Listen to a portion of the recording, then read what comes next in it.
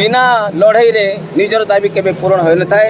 विषमकटक को 1992 मसीह स्वर्गत मुख्यमंत्री बिजू बाबू उपखंड भाव में घोषणा करने आमको भाषा दे जाते से दिन ठार आम लड़ाई जारी रही।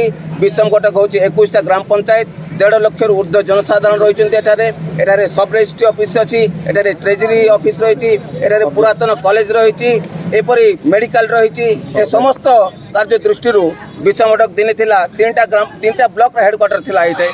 तेणु आम दाबी करुचु आमर उपखंड भाव में विषमकट घोषणा करा जाओ।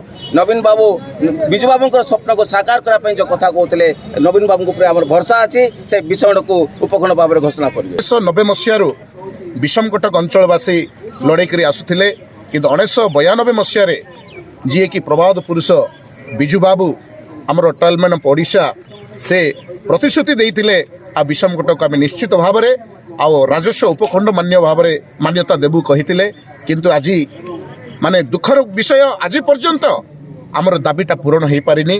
से आज आम समस्ते ये आसी आम मेमोरेंडम प्रदान करा जायछि।